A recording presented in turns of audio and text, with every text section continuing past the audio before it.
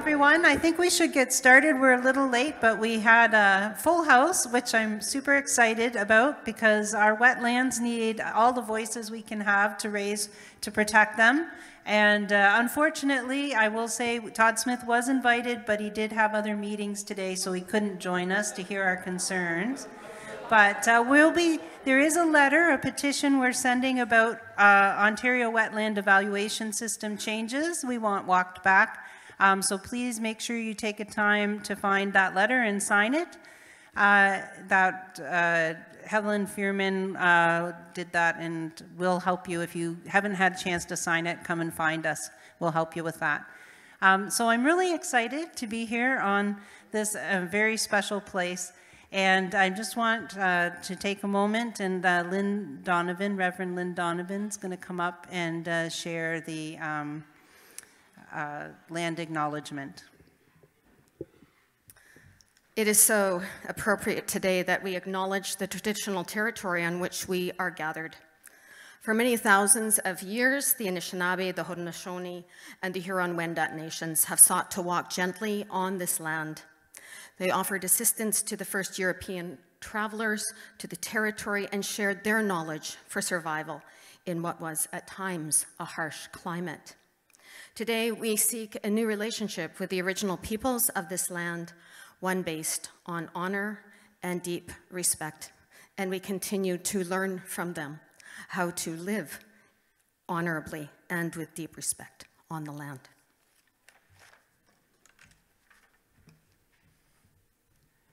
Thank you, Lynn. That's amazing. I think it's important for us all to remember that we are many of us anyway, are settlers here, and I'm glad to see so many of us out to try to protect these special places.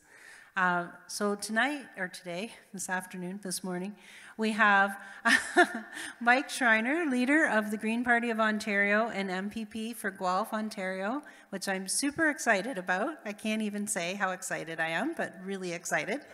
And joining him is Brad McNevin, CAO of Quinte Conservation, and I'm so happy that he's going to be able to speak here today and let us know what Quinte Conservation, what services they're providing to our municipalities and what changes to the Ontario Wetland Evaluation System, what they will mean for our local watersheds and our wetlands.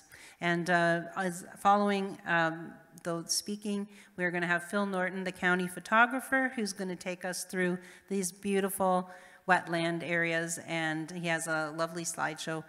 So it'll be really nice because some of the lands you can't see very easily yourself. So I will start off with Brad McNevin, CAO of Quinte Conservation.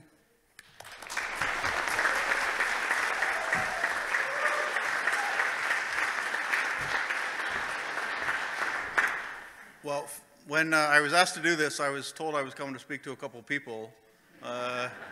Clearly that changed from the original intent, but it's great to see everybody, and I'm happy to be here to talk about Quinte Conservation and, and the important role that we play for our communities. So good morning, friends, colleagues, and clearly people that care about this planet. It's really nice to see you here. It's been a while since anybody's been able to gather like this. It's been a while since I spoke live in front of anybody. It's typically been through a virtual platform or some sort, but it's really nice to see each and every one of you, and welcome to this spot. It's been a very busy 2022, or it was a very busy 2022 for Quinte Conservation, and I say unfortunately it's shaping up to be a busy 2023 as well. For those of you that don't know me, Brad McNevin, and as mentioned in the introduction, I'm the Chief Administrative Officer with Quinte Conservation. And I'm going to talk to you a little bit about Quinte Conservation, our partnership, and some of the issues that we have that are going to take effect to some of the important places that we all cherish and call important. So Quinte Conservation, we are one of 36 conservation authorities across the province of Ontario. We currently are the only province that has organizations like conservation authorities that are watershed-based, that are partner with municipalities. But it's really nice to hear under unfortunate circumstances, but British Columbia is actually thinking about adopting our model of conservation authorities so that they can deliver similar approaches in the province of BC. So we're happy to hear that. And their recent flooding that they went through I think it was last year or 2 years ago, they actually called upon the expertise of conservation authorities to help them deal with flooding. And we had staff that were ready to hit the airplane, get out there to help them. We didn't end up having to have staff go, but it was really an important message to know that conservation authorities across the province of Ontario are experts in what we do, and we are recognized across the country for that expertise. Approximately 90% of the population of Ontario benefit from having a conservation authority and the programs and services that we deliver to them. We help them to protect the environment, protect their sources of drinking water, and keep them safe from natural hazards. That's what we're here to do, and we do a really good job doing it. Quinte Conservation, we have an area of about 6,000 square kilometers, stretching across 18 municipalities, serving about 150,000 people across the area. All of the Prince Edward County, the Moira River drainage, Napanee River, Salmon River, and Moira River. I think I said them all. We provide programs and services to each of these 18 municipalities. Similar across the province, the other conservation authorities do that as well. And all of those programs are designed around helping people deal with natural hazards. We're made up of a board of directors, made up of our municipal councillors. That's who governs us.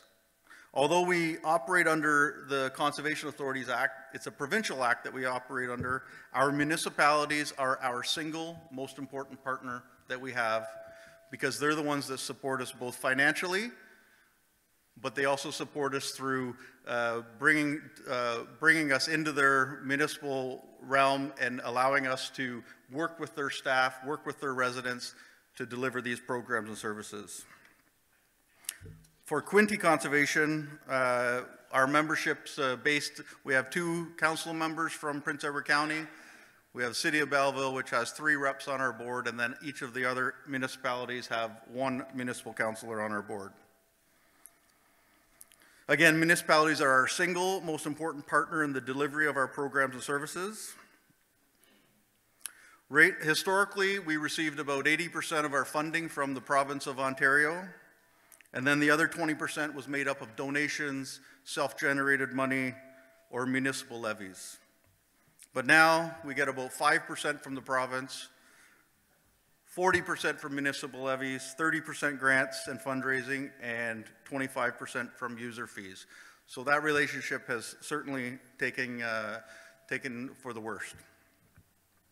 This could even further be impacted, as there are some unofficial reports that the province is looking to no longer fund or partner with conservation authorities on a variety of projects and services. Recently, through the Canada-Ontario Agreement, out of 71 proposed projects to help address beneficial uses for areas of concern, only 20 were approved, and of all of those 20, only 4 for conservation authorities. Quinte Conservation was lucky to be one of them. Lower Trent Conservation was lucky to be one of those conservation authorities, and then the other 2 were not local. So what do we do? I'm going to talk a little bit about what we do and now what we don't do in relation to some of the changes. So on behalf of the province, we have mandatory programs. Plan review for natural hazards related to impacts from flooding, erosion, unstable beaches, unstable soils, and stormwater management. We're a partner to our municipalities to provide plan review for natural hazards to make sure that the development is done safely. We also have a development regulation around floodplains, unstable soils, steep slopes, watercourses, and wetlands. So when somebody wants to develop around those sensitive features, we have to issue them a permit to make sure that they follow appropriate setbacks and that their development won't hurt those important features. We also do source water protection. We protect sources of municipal drinking water so that people have safe drinking water when they turn on the tap. Unfortunately, that service doesn't extend to rural or private wells, but we're hoping the changes can be made to help have the similar protection for individual landowners as we do on our municipal services. We monitor provincial water quality and provincial groundwater quality on behalf of the province. They don't pay us for that. And we do flood forecasting and warning. So we work with our municipalities to do flood forecasting and warning projects to make sure that people know when we have significant flooding concerns, when we need to operate our dams, those types of things. We also do local watershed management, deliver programs and services to better that. So environmental monitoring and reporting, so a science piece. We do flood and erosion control around our dam structures that we own. We do stewardship, tree planting, clean water grants, shoreline naturalizations, conservation land acquisition, habitat enhancement. So we're working with landowners to build those buffers along their stream corridors or plant trees on their abandoned agriculture fields or anything where an organization or group has a shared interest. We'll partner with them to do something that benefits the environment. We also have conservation areas and conservation education programs to provide outdoor educational opportunities. We own over 30,000 acres of land, and 12 of those sites are what we call destination sites that will be invested in over the next 10 to 15 years to improve those lands for people to have access to them so that they can go there and have a nature-based experience where they can enjoy a trail. Hopefully, they're not considered municipal parks. They are nature areas, so hopefully they'll see some birds, some wildlife, things like that. So on behalf of municipalities, so we have these other programs and services that we do in partnership with our municipalities that aren't part of our core mandate. And prior to the passing of Bill 23, Quinte Conservation used to play a vital role in commenting on peer review services as part of an efficient plan review service. We would do this for natural heritage applications, so when somebody had to submit an environmental impact study, we would peer review that. Same with a hydrogeological study to make sure that there was potable water at a person's house after it was gonna be developed. We would peer review those hydroge studies on behalf of the municipality so that they could get a streamlined planning process. We also do stormwater management for water quality aspects to help protect aquatic health. But now, with these changes, our municipal partnerships for plan review is diminished for non-mandatory peer review services. The provincial government has changed the Conservation Authorities Act to state that conservation authorities shall not provide programs and services relating to review and commenting on a proposal, application, or other matter made under a certain number of prescribed acts where it pertains to natural hazards or unless it pertains to natural hazards or drinking water source protection. And there's a whole list of acts. There's 10 acts that they've basically prevented us from partnering with our municipalities on. Aggregate Resource Act, Condominium Act, Drainage Act, Endangered Species Act, Environmental Assessment Act, Environmental Protection Act, the Niagara Escarpment and Planning and Development Act, which isn't around here, but the Ontario Heritage Act, the Ontario Water Resources Act, and the Planning Act. So they have decided that conservation authorities can no longer provide comments on any of those prescribed acts. These changes take the ability and choice away from our municipal partners, away from our taxpayers, and force them to seek peer review services elsewhere, and the change will impact the protection of our most sensitive lands. So specifically, what has changed? So I guess what else has changed? Lori mentioned about the Ontario Wetland Evaluation System. These changes are not for the better. They're not for the better protection of wetlands, but simply they decrease the protection around these sensitive ecological areas. So wetlands will no longer require approval from the provincial ministry, which is MNRF, for a new wetland evaluation or a re-evaluation. This is cause for concern because an evaluation can now be completed in theory by a person that states they're a professional, states it's their professional opinion that the evaluation is done correct. They do not have to be qualified in any specific manner. This new evaluation is submitted to a decision maker, likely a municipality. It will fall on the municipality to have to make these decisions. And they'll have no oversight or review or official approval by any unbiased agency. This will likely lead to an abuse of the evaluation system and reduce the credibility of the Ontario wetland evaluation system as a whole. There is some uncertainty as to whether or not the evaluator has to be an Ontario wetland evaluation system certified member. That's uncertain at this point. But in reality, if nobody's checking, who's going to know if they're qualified or who's going to care? Other Ontario wetland evaluation system changes that are significant deal with the way that the system works to score a wetland. So things like complexing, things like special features, they help build the score of those sensitive lands to help protect them. The removal of complexing is problematic, and it will change the score for the worse. The removal of complexing is problematic because it dilutes the importance of features of linkages and corridors that are so important to our users of those sensitive lands, both hydrologically and ecological. Many wetlands are PSWs because of the complexing feature, and some of you may have heard we ran some statistics in our own shop just to see what that looked like. We have about 100, I think it's actually officially 101, I think the media reported 100, but that was our error. Out of 101 provincially significant wetlands, under the new rules, they will have the ability to be reevaluated, and we'll end up with one provincially significant wetland in all of our 6,000 square kilometer jurisdiction.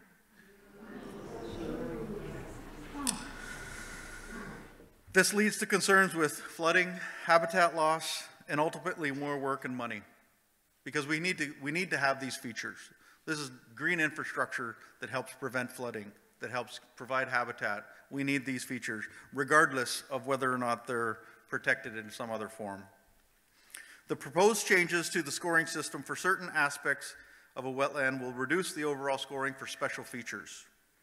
The special features section is basically Ministry of Natural Resources and Forestry and the Natural Heritage Information Center. They've been removed from a resource in the OS manual for providing species information. So in theory, an evaluator is not, if they're not clear about whether or not there's to include a species, a particular species that might be of interest, then they can simply leave it out. They can simply ignore it. An evaluation could claim there are no rare species present with no agency to oversee this or approve this. A decision-making agency will have no recourse to object. The endangered species and rare species themselves will still need to be covered under OS, but their habitat, so the breeding, nesting, migration, those features have been removed. The Ontario Wetland Evaluation System and the Endangered Species Act, they used to work in tandem together to protect the habitat. But because the Endangered Species Act is a permissive piece of legislation, the habitat can still be removed now. Another important environmental concern relates to proposed changes to the provincial policy statement, also known as the PPS. The PPS is primarily a planning tool to help guide decision makers, and I've heard that the PPS is being changed, and unfortunately, the changes will likely be disastrous for the environment and only benefit a few. I don't know a lot of details about that, but they're supposed to come out soon. From Quinte Conservation's perspective, we will still be providing our municipalities with comments under the natural hazard review for development around all wetlands, because we know that they're important places to protect. They're nature's green asset, they're green infrastructure, and they need to be protected. We will continue to fight for development setbacks to be applied to wetlands to protect them from impacts. We need to continue to have strong supporters that are willing to stand up and say no to development being proposed in the wrong location. Quinte Conservation and conservation authorities across the province are not opposed to development. We're really not. We recognize that people need a place to live. They need a home to live in. But we want to make sure that their home is built in the right location and not in a wetland, not in a floodplain, not in one of those sensitive lands. We need to do things smarter. We have come to meet in this beautiful part of Ontario, Prince Edward County, Quinte Conservation in Prince Edward County, as well as our other municipalities, because I recognize that not everybody's from Prince Edward County here, have a long-standing partnership spanning almost 60 years with a shared goal of maintaining a healthy and safe environment for our watershed and our municipal residents. Over the past several years, we have been witnessing pandemics, droughts, floods, extreme heat waves, and many other climate-related matters. Collectively, we need to make sure we keep our residents safe and our regions environmentally sound to be able to adapt to changes. Quinte Conservation offers programs and services for our municipalities to benefit our partners, our residents, and our environment. I appreciate the support that many of you and the various environmentally focused groups have shown. Your leadership and desire to make change is important. Whether you're holding a Save This Wetland sign, which a few weeks ago there was probably many of you that did, or sending a letter to your MPP and asking for change, your commitment to the environment is truly inspiring, and I ask you to keep up the good work because we only have one planet, and the fact of the matter is that climate change is impacting our planet. I'm truly thankful for the time you have given me, and I'm looking forward to seeing all of Phil's photography and hearing from MPP Mike Schreiner, the leader of the Green Party, and wondering how he can help this region. Thank you, and I don't know if there's time for questions, if anybody has a question, but I'm open.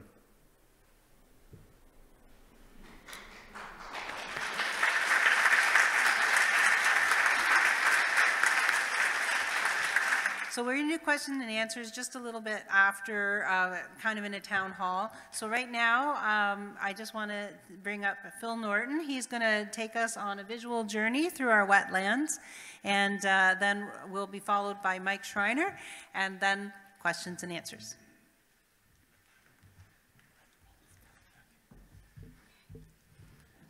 Yeah, thank you, Lori, and good morning, everybody. This is, as she said originally, this is just so exciting to see such a turnout, and you know, it's really, after what we've been through the last few years, a grand reunion to get out and see familiar faces. I know most of you are like me. We interact with different natural groups and conservation groups, and I interact with Brad.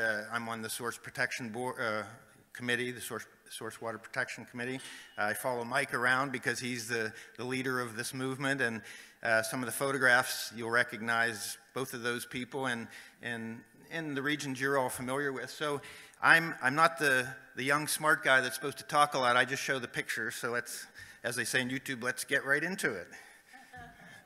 I think as dark as it gets here. So I thought, it's sort of a, where do I start from with this big region? It looks sort of like Genesis here, so let's start with the Great Lake. And water, the purity of our water, I mean, it's just incredible. You know the Great Lakes are a great natural phenomenon in the world. I use a drone, and I have a lot of aerial photos to just give you some looks at areas that are familiar to you on the ground. This is, that would be Nicholson Island over towards Hucks Point and North Beach. A nighttime shot at Prince Edward Point. So the Great Lake has a lot of little inlets, which are safe harbors for a lot of our wild waterfowl, and Prince Edward Point, as all of you know, is a world-class migration area. And we have things like turkey vultures that are down in the water. some swans. Actually, I know, I'm a birder, but I always get mixed up between whistling and mute and all of those. So some of you will know better. I believe that's out at Point Peter. A lot of our shores look the same, but Point Peter is a really popular place, and it's sort of a anything goes wild country. I mean, you can be a naturalist, you can be a swimmer, you can shoot ducks, you can have bonfires, probably not legally, but you can ride ATVs right in the water. It is a provincial preserve. I just don't know what all the rules are out there, actually.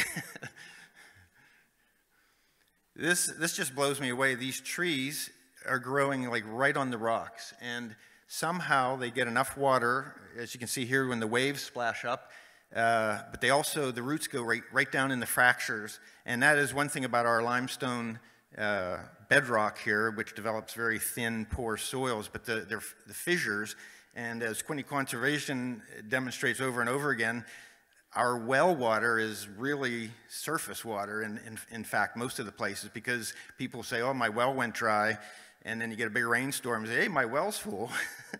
Well, it's just directly going down through these rock fissures. So that's why we do need, Brad was mentioning, we hope that our source protection will evolve to rural well owners. Right now it's just municipal facilities.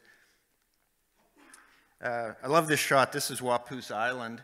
I think I set up over on Morrison Point and flew the drone over.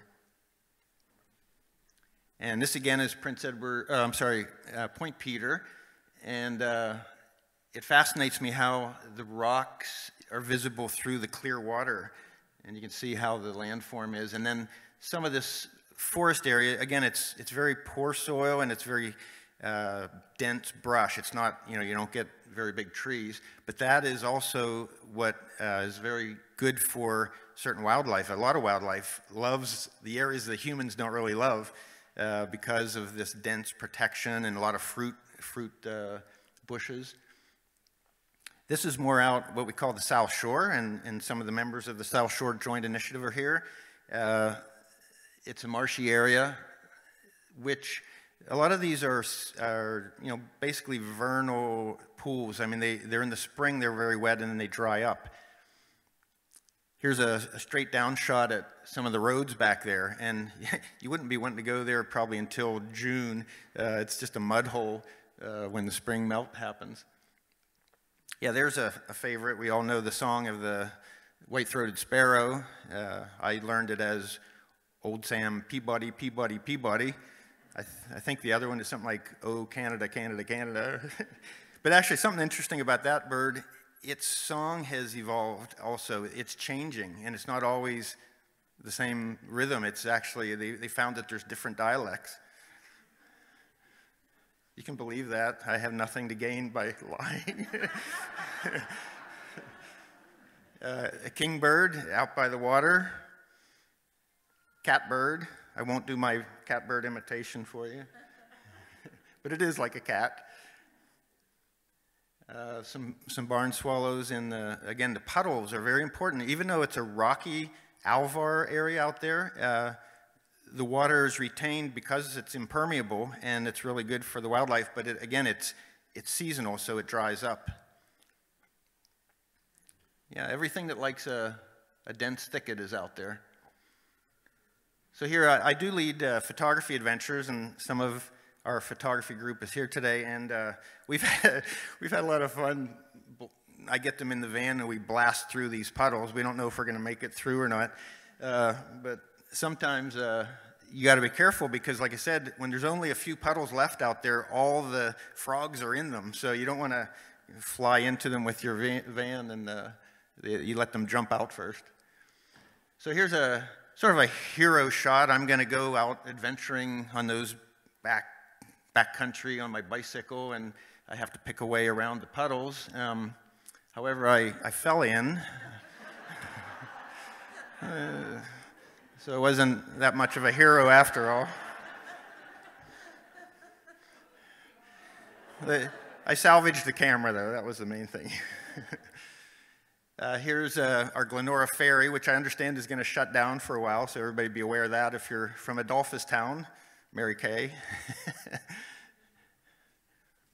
There's a wetland, and a lot of these little streams that do come out of Prince Edward County into the Great Lake, the wetlands are right at the mouth of the river. So this is right out of Cherry Valley. Now there is a big aggregates and mining area in town there. So, you know, again, with what Brad was telling us about the, you know, no more regulations on some of these things, this is quite sobering. A lot of people don't like the cormorant. I really love to watch these things fly. Their wingtips are just about missing the water as they go. I looked it up. I thought, are these indigenous or are they an invasive species? And in fact, they're not considered invasive because they arrived here in like 1785. So they are part of the ecosystem. However, I've seen some islands where the trees are completely denuded of foliage. I mean, they're guano and they eat a lot of fish, which the fishermen don't like. But they are part of the ecosystem now. One of Quinte Conservation's landmark conservation areas is Little Bluff, and I always say it's like, you know, national park caliber when you go out there. And I've been there many times. I'm the only one there, and it's just an incredible sight to see the bluffs, the cliffs, and also to be up on the cliffs looking out over, as most of you know. You approach the cliff and you look down and you get your camera ready, and there's usually some mergansers or this time of year maybe some long-tailed ducks. And at Little Bluff there's this giant marshland. So I'll show you some more images of marshland. Again, it's not, a lot of people think of it, you know, just a swamp, a muddy, buggy sort of place, but the biodiversity that's in there, and like Brad was explaining, the retention of water, it's just like, I consider them like a giant sponge. So when you have these rain events, precipitation, instead of a quick runoff and flooding, these things hold it, and the streams gradually continue to have water in them because of the marshlands in the headwaters. This is the one at Big Island. And when I look at that, I think, I'd love to canoe, you know, or kayak back up through there, but I'd be afraid of not knowing my way back out. You know, you could really get lost in there. This one, photographers have sure found out about it. It's along the Millennium Trail out towards Hillier, or in Hillier, Station Road. It's Slab Creek, and I think is it the term a significant wetland? There's a class of preserves, the provincial preserves, and this one is one of those which I understand is at risk right now, that designation. This is a really interesting island. So between Tyendinaga, Deseronto, and Prince Edward County, and you can see the bridge, the big, what do you call it, the Skyway. So this island was part of Prince Edward County, but it was recently handed over to the Bay of Quinte Mohawks, and which goes back historically, you know, to it was part of their territory. Forester's Island. This satellite view shows, actually on the far left would be Quinte Conservation's headquarters, and the bridge from Prince Edward County. It's the Bay of Quinte, and the Bay of Quinte is just a remarkable, again, sort of a world-class water body. My son wanted to be a fisherman, so I started looking up, like, where's a good place to fish for walleye, and Bay of Quinte came up, like, right away, is like, this is the best place, you know, almost in Canada. Doré, some people call it. Yeah, there's the Quinte Conservation headquarters are on the left there, and this is Potter's Creek, which flows right into the Bay of Quinte. I thought this was such a cool view of the ice without too much snow on it, right there at Potter's Creek. And some places, you know, there's one little bit of open water and all the birds are there. This is right in Belleville, right at the shore where you can, you know, there's some trails right along there, and it's a wetland. Oh yeah, this is a shot of the Moira River. Brad mentioned that. I think he mentioned it twice. It's so important. And it is. It's just a remarkable river and clean. Unfortunately, this was supposed to be a video that we could fly in, but my technology didn't really work out. But you know, the urban area right all around it, yet it's still maintained as a clean waterway. And this is all in the Moira River, the great blue heron, some mallard, ducklings. And one of those objects are closer than they appear, sort of thing. This is actually a rock in the Moira River that was at high water and low water.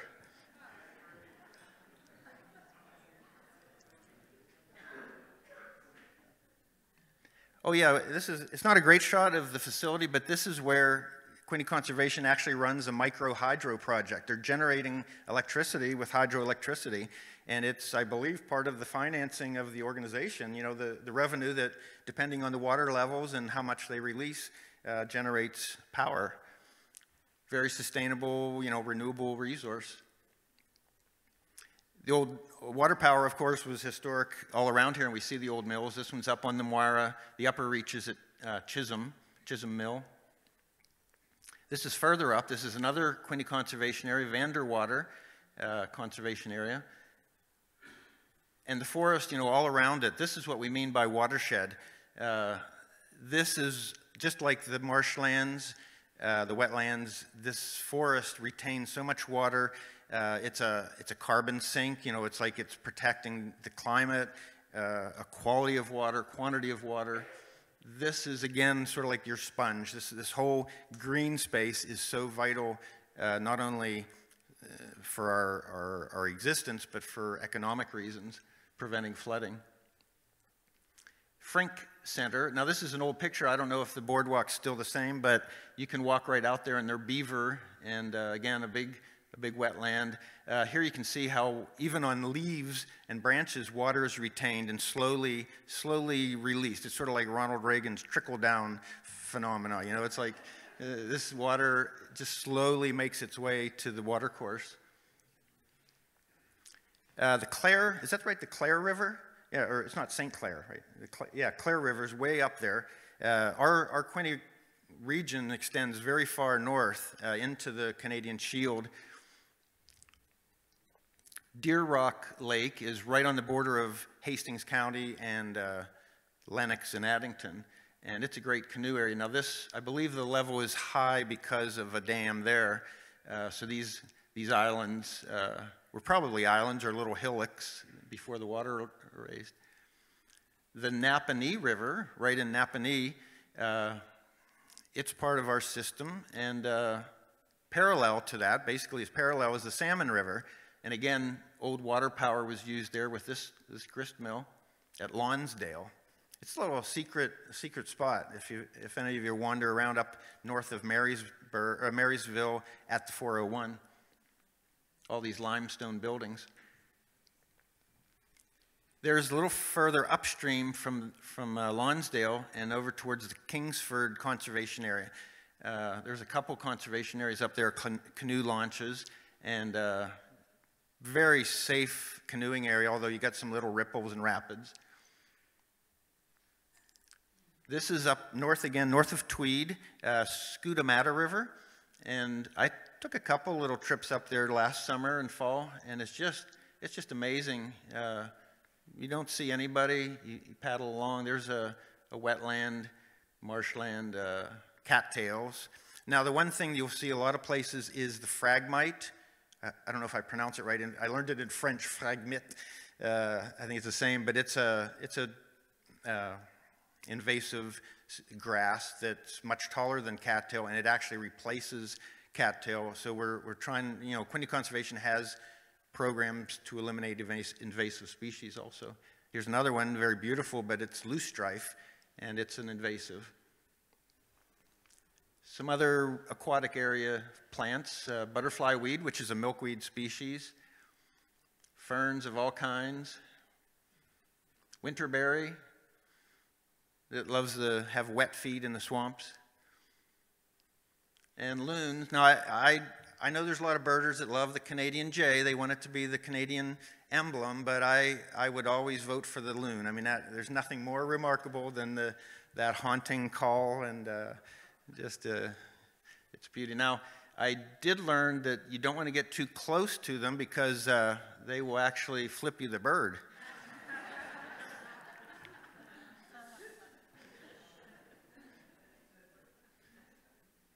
This is a satellite view of the Murray Canal, and that is what makes Prince Edward County Prince Edward Island. If it wasn't for the canal, an artificial waterway, we'd be a presqu'île, a peninsula. And there it is. That's what it looks like. It's the start of the Trent Severn waterway, so it's a great thing for boaters to go out of the Great Lakes and up inland, like to the Trent River and up to Campbellford. And agriculture and water go hand in hand. This is some irrigation up around Wellington. And a conservation-minded farm on the Fry Road. I don't know if John and Jane are here, members of this church. You know, leaving buffers, natural buffers on the waterways is so important, not plowing and right down to the water, and erosion and pesticides get in the water.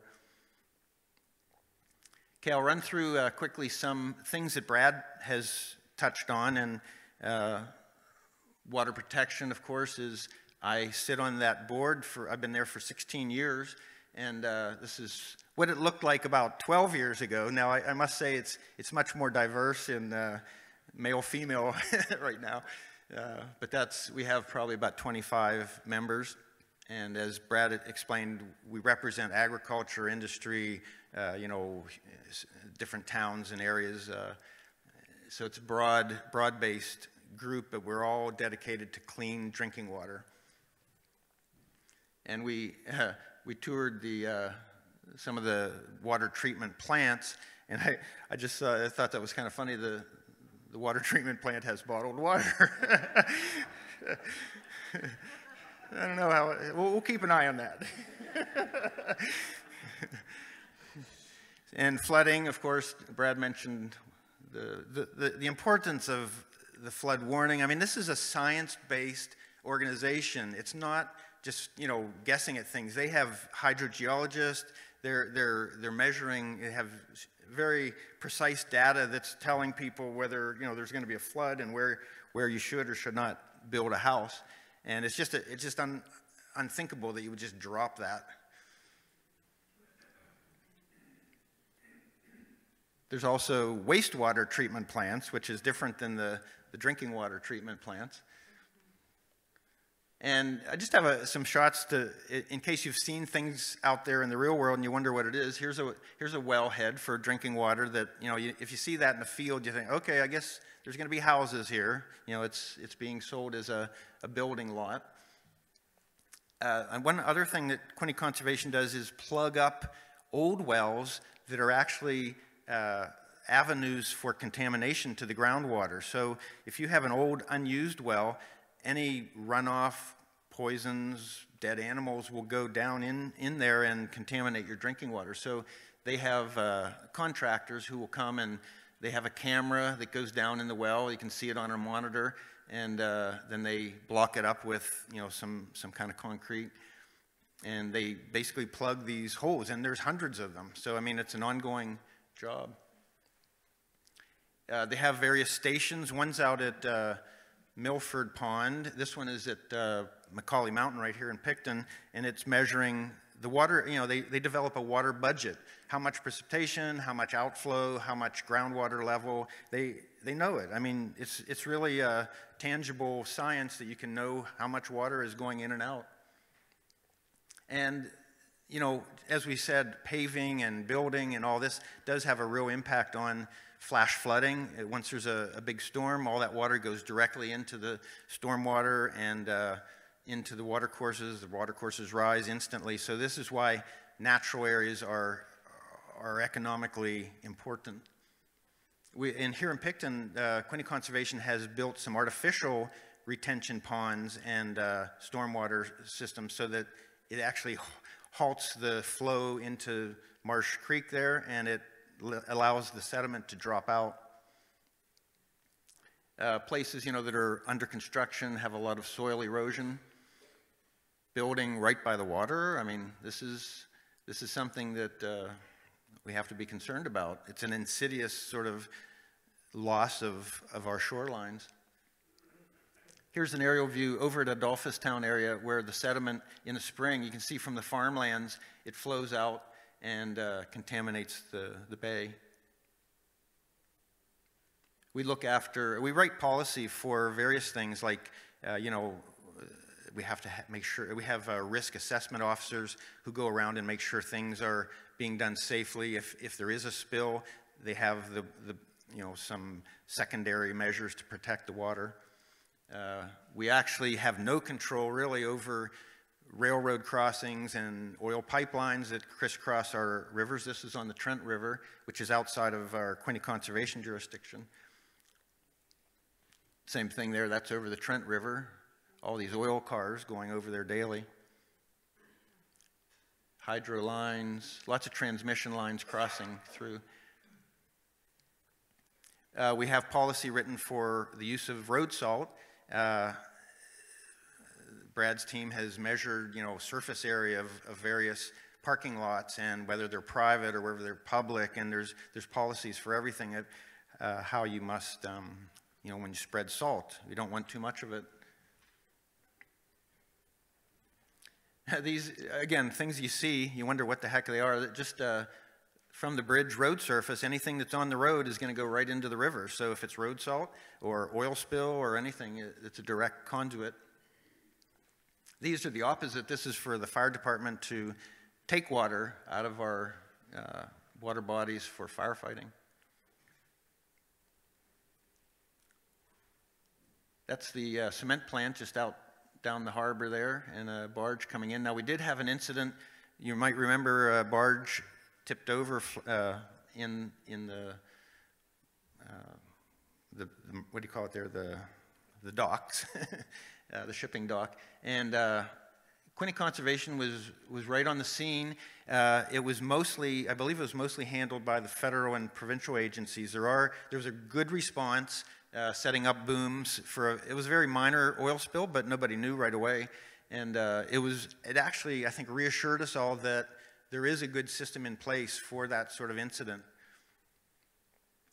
It was a few cans of oil, really, I think, that ended up spilling. But it was, because it's so thin, the oil spread for a very large area, and it was near our drinking water intake, which is about 1 kilometer off into the bay there.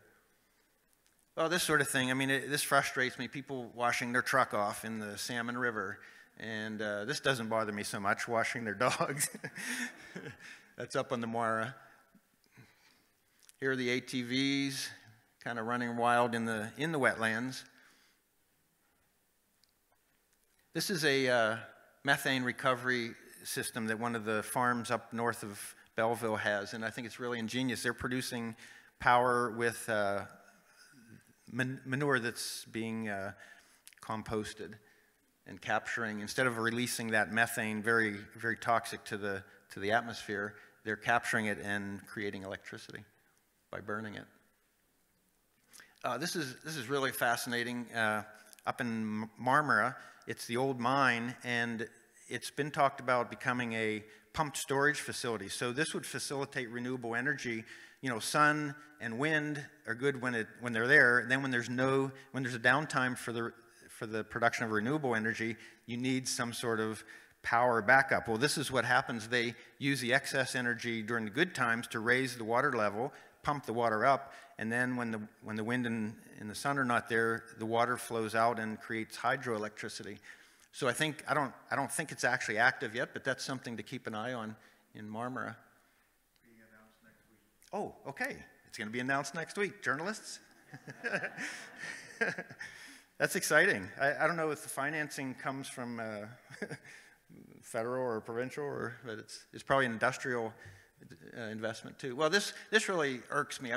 Here you got a natural area, a wetland, and real estate calls it vacant land.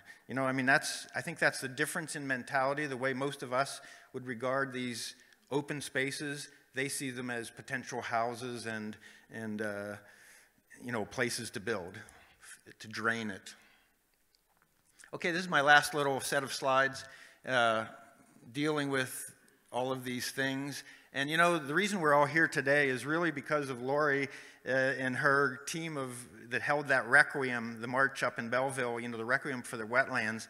And I think it gained such visibility, and it showed that citizens really are mobilizing because this is so important to us. This is a map I took off of the Greenbelt website, and it shows you when we speak of the Greenbelt in Ontario, basically that's it around the horseshoe from Hamilton and Niagara all through north of Toronto, Peel, Halton Hills, and then right over to Northumberland County, which is Cobourg. And here's the route of 413, the Doug Ford Highway that's proposed. And I took it upon myself just to, you know, whenever I hear something in the news, you believe it or you don't believe it, you want to see for yourself. So I've been going up there and actually meeting the people, seeing the areas on the direct path of the highway corridor. And I've attended some of Mike's events up in Caledon. They had a door-to-door canvassing during the campaign. Just to give you a little where it is, this is what you know, Canada's Wonderland up in Vaughan. So that's sort of a terminal point there of the Highway 413. And all of this has gone through the municipal councils, whether they approve or disapprove. Here's the sort of thing that I look at. I see they've got nature trails, but what's it going to become? It's going to become, you know, fancy cars and highways. And I think, again, this is the difference in values that we might hold versus what other people, you know, they see it as wide open space. Let's go for it. Let's build the highway. We're going to build businesses and housing developments, whereas we see it as farmland and, you know, natural areas that serve us for water retention. Trees that don't look like trees, or it's actually an antenna that looks like a tree.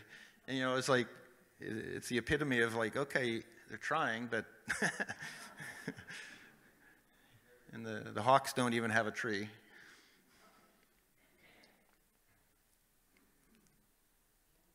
I've noticed that there's a lot of farms just totally decrepit and run down, and I think this has been going on, this project, or the idea of this project has been going on for a long time, and speculators have bought up these farms and just let them go into ruin.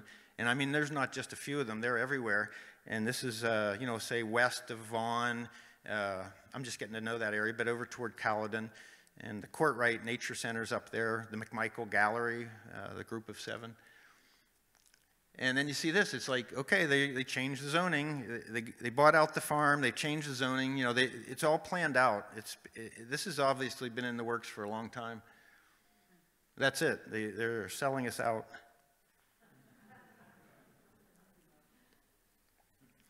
I flew the drone over here because this is the actual route proposed for the Highway 413, and I spoke to the woman that has that little farmette there, and they're going to go right through, you know, where that woodland is, and then across.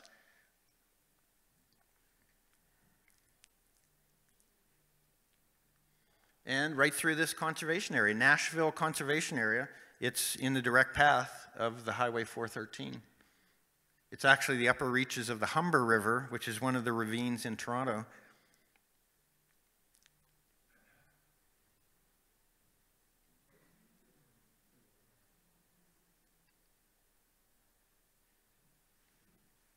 This is actually where the other highway, the Bradford Bypass, is planned to start. It goes up towards Lake Simcoe.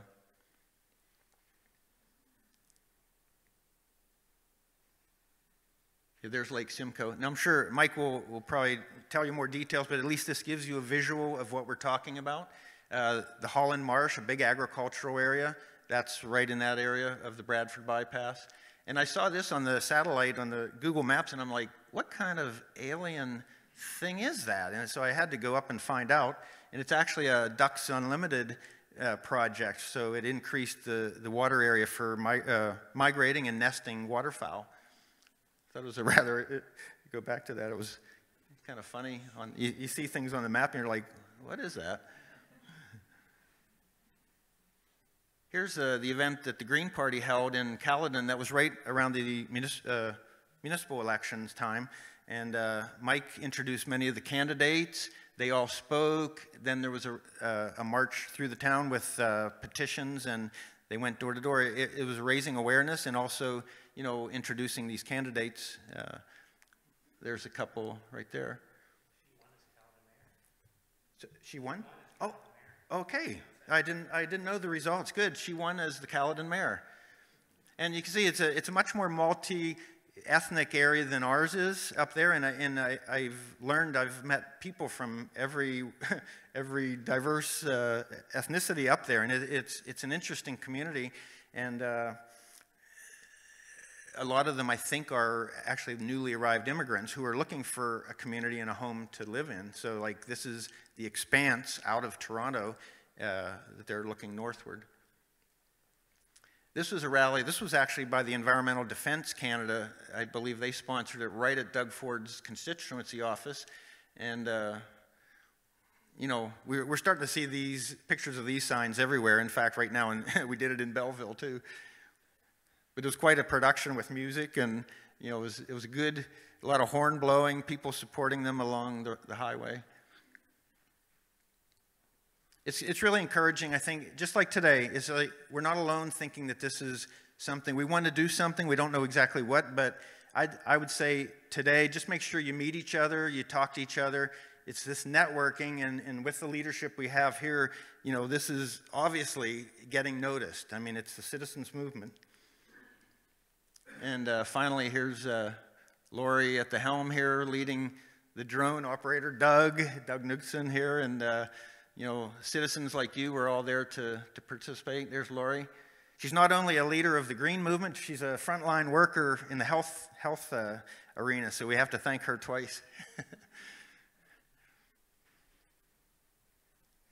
And yeah, finally, Duffin's Creek was another area down near Ajax. Part of the ravine system that is under threat from all this development. There's the Rouge River. It's a federal area, so I think what I heard yesterday was that the federal environment minister says they can save this sort of area, but they're not sure if they have any kind of impact on Doug Ford's plans as of yet. They need sort of a case-by-case battle. They can't just make a law to prevent it. And the Don Valley, I've been spending a lot of time down there. There's a ravine there in the Don River. It's a little, sorry about the lighting, but the Don River runs parallel to the DVP. And there's a lot of nice natural areas right in the city.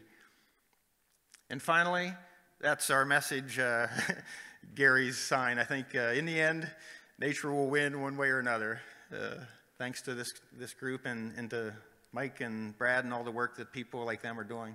So thank you all for having me, and I'll pass it on to the next one.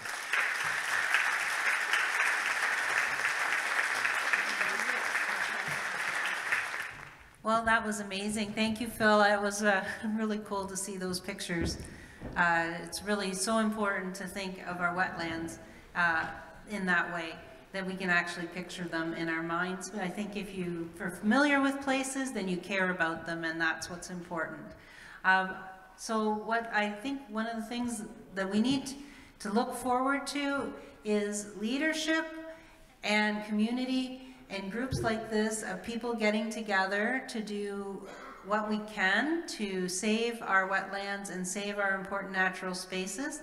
So after the town hall, I hope you all stay for a light lunch and get to meet each other, and let's think of our next steps. And when we talk about leadership, I don't think there's anyone whose leadership is stronger than Mike Schreiner, leader of the Green Party of Ontario. Thank you, Mike.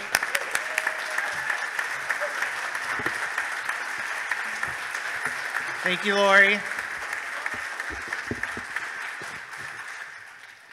From the bottom of my heart, I just want to say how inspired I am by all of you being here today. It tells so much about how much this community cares about each other and cares about the places we love. And Phil, I just want to say thank you for taking us on that wonderful tour. After looking at your photos, it's so clear why so many people are here today. And Brad, I just want to say that conservation authorities have played such a vital and essential role in Ontario, all across North America and all across Canada. People actually look to Ontario saying that Ontario's done a better job of preventing flood damage, and the amount of money it has saved our province over the 70 years or so that we've had conservation authorities in place. And it just breaks my heart to think that the current Ford government is just throwing all that history away. And I mostly want to talk about wetlands and Bill 23, but I want to take a moment on conservation authorities because Brad was so eloquent. Conservation authorities came in Ontario in the 1940s as a reaction to erosion and flooding that was happening. But they were really strengthened after 1954 when Hurricane Hazel struck. 81 people died. 81 people died. Thousands and thousands of people lost their homes. And the Conservative government of the day said, never again. We would learn from our mistakes. And conservation authorities were strengthened and had become a model of how to protect people's lives, livelihood, and property. A fiscally responsible approach to managing land in a way that ensures that we build in the right places where it's safe to build. And we're on the verge of throwing that away. And I think that's why so many of you are here today, because the bottom line is we have a housing crisis in Ontario. We need to build more homes. We need to build affordable communities where people want to live close to their family and close to where they want to work. We have a whole generation of young people wondering if they'll ever have the dream of home ownership. And Bill 23 will do nothing to address that crisis. As a matter of fact, it will make the crisis worse because forcing young families and people into long, expensive commutes with Doug Ford's sprawl agenda will actually make life less affordable in Ontario, and it's going to put our property, the places we love, our communities at risk financially, at risk from an infrastructure standpoint, and at risk from property loss and all the negative economic consequences of that. And so Bill 23 is not a housing bill. It's a bill that's going to enable a handful of land speculators to turn millions into billions at our expense. And I know that the opening of the Greenbelt has probably been the aspect of Bill 23 that's gotten the most attention, and it is egregious, especially seeing those photos of the Duffin Rouge Ag Preserve.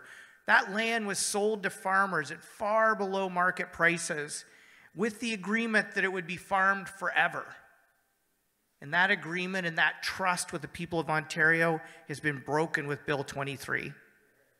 And it's actually going to create more land speculation now, because if you're a developer or if you're a land speculator, you're saying, well, geez, if we can do it for these folks, why not everywhere else? And so it's actually going to make farming more challenging for people, because all that land speculation is just going to drive land costs up and make it impossible for young people to buy land and farm. And one of the great things the Greenbelt did was actually remove a lot of that land from the speculative bubble that Doug Ford's now reintroduced. Bill 23 is going to raise your property taxes in most places across the province because they're removing development charges, not for deeply affordable homes. Like, I'd be okay with that, especially if the province replaced that money and actually got back into supporting actual financially the infrastructure our communities need. But it's not for that. It's for what's 80% of market. I don't know if market's $1.2 million. I don't know what's affordable about 80% of that. So it's not going to lead to more affordable homes. As a matter of fact, it's just going to make life less affordable for homeowners and renters because those property tax increase costs are going to be passed on. It's going to put the places we love at risk. And I've already talked about conservation authorities. I've already talked about the Greenbelt. But I want to talk about an aspect of Bill 23 that hasn't gotten as much attention until today. And that's the effect it has on Ontario's wetlands. The changes to the Ontario Wetland Evaluation System puts all of our drinking water at risk. It puts our property at risk to flood damage because wetlands and green space and the role that conservation authorities play in protecting those are vital to cleaning our drinking water and protecting us from flooding. And we know that at this moment, when we're in a climate emergency and we're seeing the costs and risks of the climate crisis fueled by extreme weather events, the threats it's posing to us. I mean, just look what happened in Pakistan. Look what's going on in California right now. Look at British Columbia, but look right here in Ontario.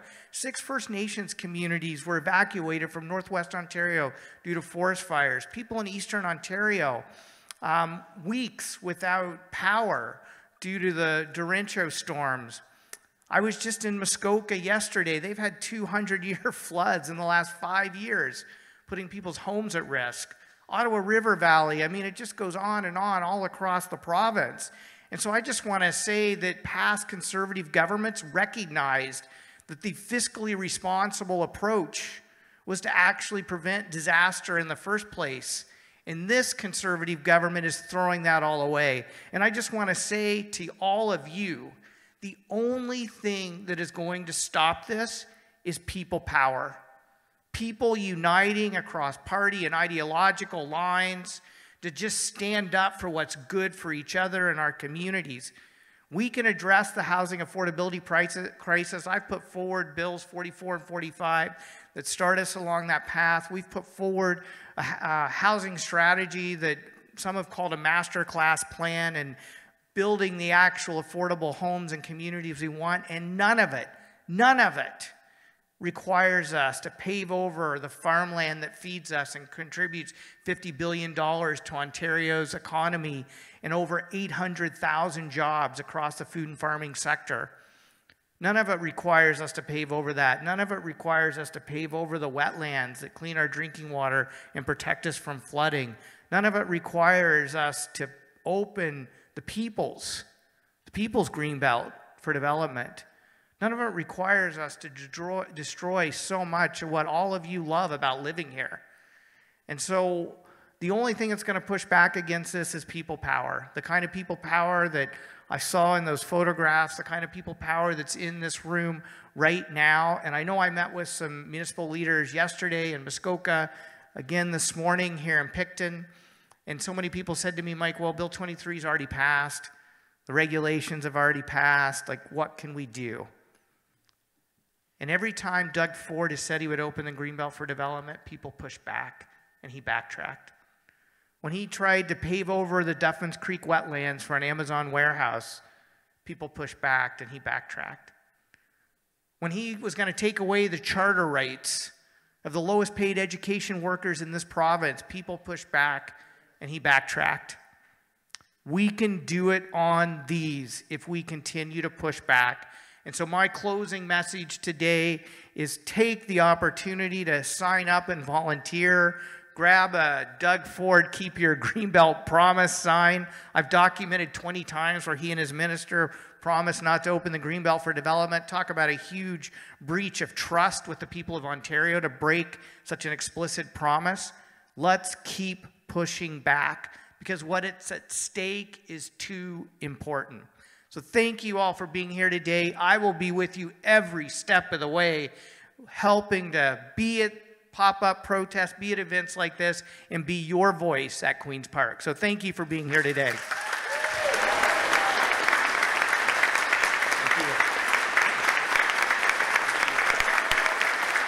Thank you. You're all amazing. Give yourselves a round of applause. Can you give yourselves a round of applause? You're all amazing.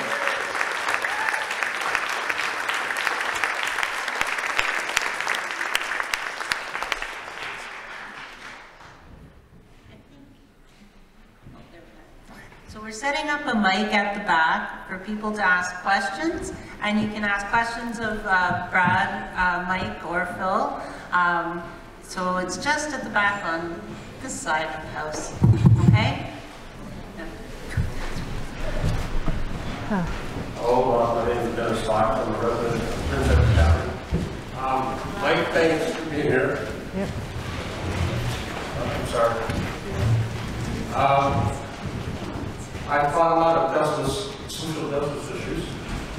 And I'm tired of them all fighting all the time. I'm getting too old. I wish there were more younger people here too. But my question, Mike, is to you, and as a personal one, and a critical one. We've all got to go to you. Perhaps leave the Green Party and go to the Liberals. And I need to have the answer from you now.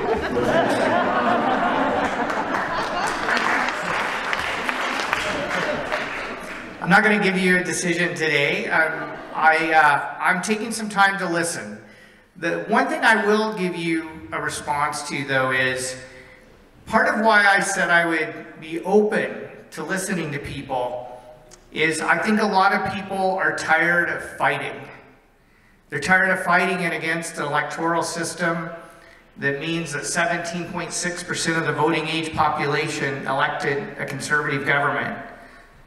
40% of those who voted, and they have 100% of the power. And so I think it's important for us to open a conversation about how we can work across party lines, how the progressive opposition can work together to push back against the Ford government and to ensure that we bring in the types of changes we need to bring in that turn the corner on addressing the climate emergency, on addressing the housing affordability crisis, and on ensuring that we leave a livable future for our children. So I'm going to take the time to listen and to hear the ideas that people bring forward on how I can best serve this province to ensure a strong voice for a better future. Thank you very much. I appreciate your response. But if I'm interpreting it, I think you've left. I'm still thinking. I haven't decided what to do. I appreciate that. I'd like to just think, tell you my opinion. The longer you hold it up and make that uncertainty, leave that uncertainty out there, you're not helping the Green Party. Okay, I appreciate the feedback. Thank you so much. Here, here.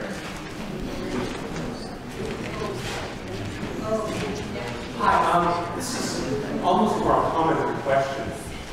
I've worked in this, I've been retired now, but 1989 I was writing about global climate change. I mean, a lot of us have been working on this for ages. One thing that concerns me a lot, an awful lot, it concerns me among pilots. It reminds me of what my mother said about being with small children. If you take away one toy, give them another. It's not okay to just say no, no, no. We have to say, this is where we do want development. The population will be increasing no matter what you say. The population of Southern Ontario is increasing radically and will for as long as you're alive. So we have to not just say no to wetlands, we have to say we want increased density in Picton and in Wellington and in Bloomfield, anywhere there's municipal infrastructure, especially water and sewer, especially water and sewer. Please keep on teaching this to graduate courses for decades. You have to say yes to new development. You have to increase population densities. People have to have walkable communities, not more big subdivisions of single-family homes. If you don't do pre-zoning, before the developers even get here, you pre-zone your official plan for where you want all the new dense development to go. That's where people will live. And then I'm sorry, it's not a question. I'm so sorry. Yeah, I can respond to that. Just, I want to make sure people have enough time. Do you have any proposals for what yes we can say? Yes. To how we can develop properly? Yeah, thank you. Yeah, so I just really quick, if you all have an opportunity, go to the Ontario Legislative Assembly's website, look up Bill 44 and 45, two bills I've put forward that really talk about how we can build gentle density and we can build missing middle communities that are actually affordable for people, because I agree that we can't just say no. We have to say yes, because everyone in this province deserves an affordable place to call home. And my approach as an opposition member is to not only oppose, but also to propose. So thank you.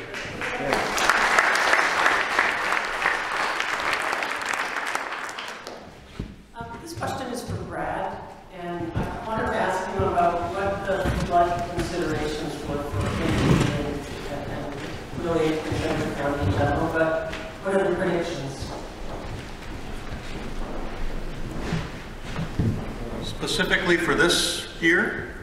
Like this spring freshet? This year and in the future? Well, I guess we recognize that flooding is happening more frequently. This year, I have a board presentation going to next week for our sort of watershed conditions report that'll basically look at our existing snowpack and sort of do an analysis of that. I don't have that data with me today, I'm not entirely sure, but it's not looking like the snowpack this year has a lot of density to it, so we're thinking that probably a mild spring freshet. However, that's still to be determined because there's lots of factors that play into that. Future, flooding is happening more rapidly. We saw a 100-year flood in 2014 on the Moira River system. We saw a 100-year flood that's really only supposed to happen once in 100 years. We saw it in late 80s on the Moira. So we know that these things are happening more frequently. So a lot of that has to do with right back to climate change, right back to making sure that water retention can be held within those wetland areas. So that's what we're promoting.